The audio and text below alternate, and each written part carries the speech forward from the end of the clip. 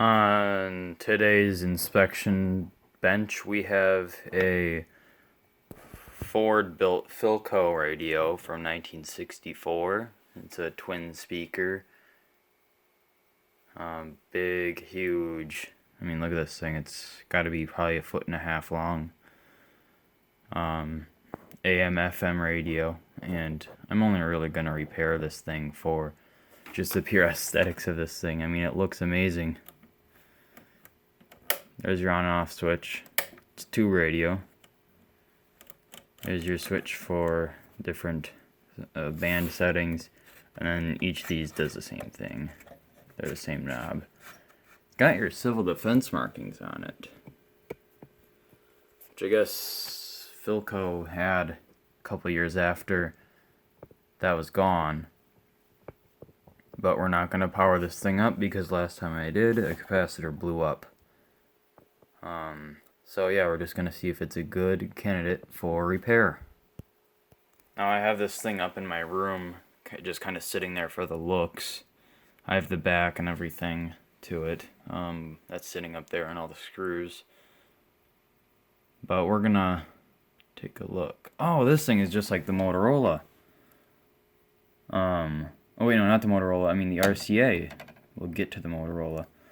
But it's got like a couple different IF cans. One of these crappy SMD ones, and then a Zenith type one. The type that Zenith always used after the big chunky ones.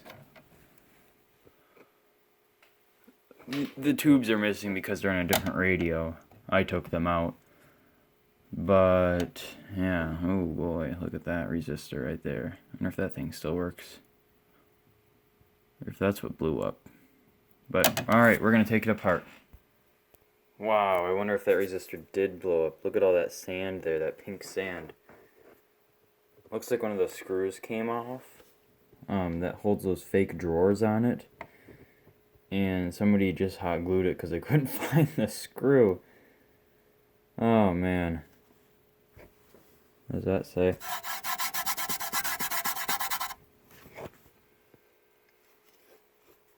Something over there. I'm wearing a face mask for obvious reasons. Alright, let's take a in-depth look at this thing.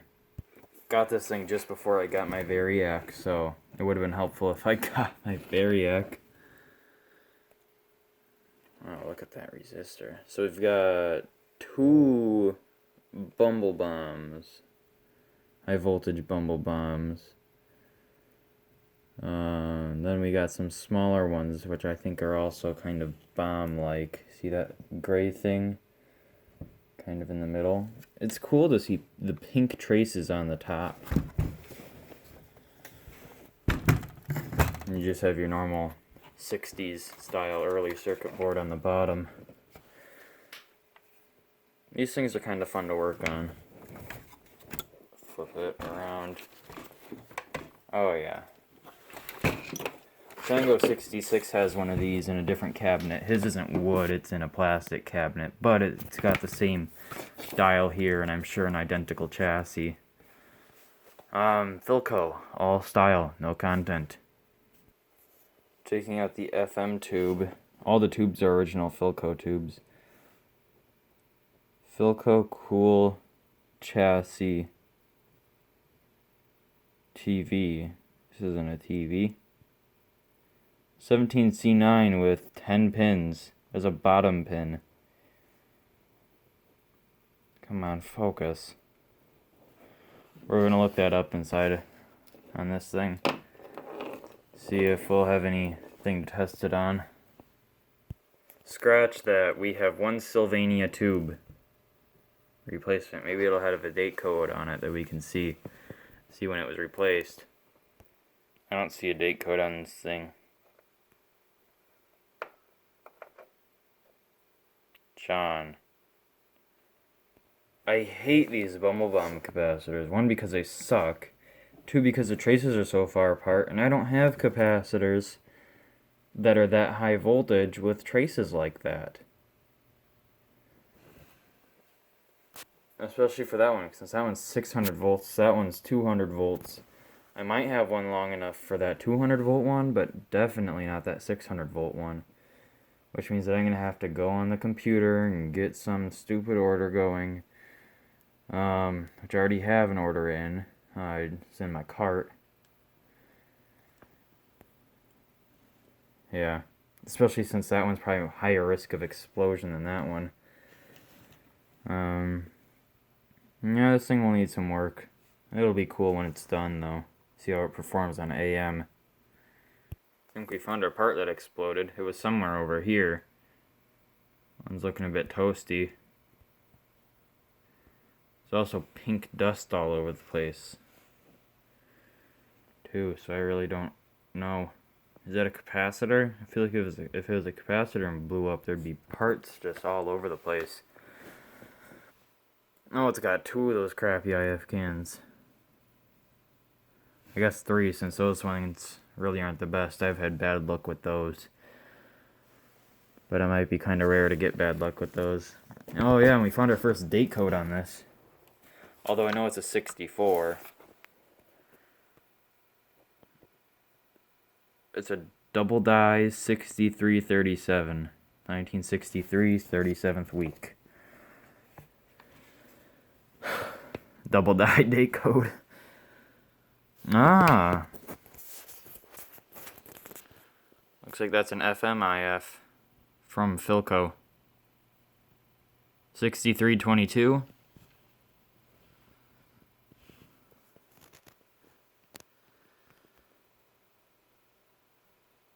$63.21. Oh.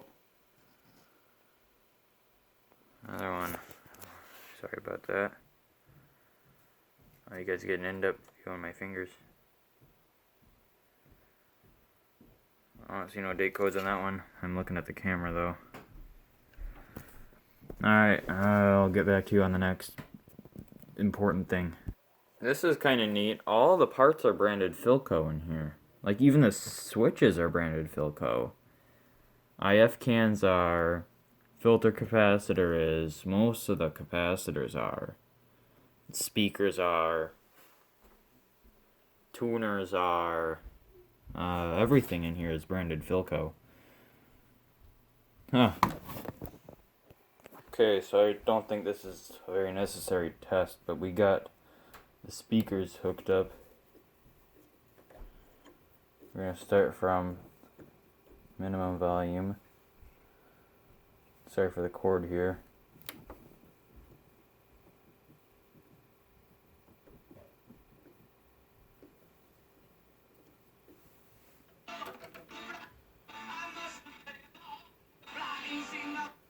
We just have a bad connection. Hold on, let me get something to put on there.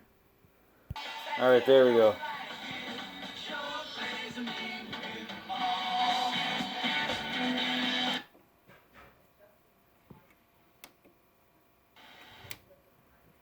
Do meet someone that seems a cut above the sea of riffraff.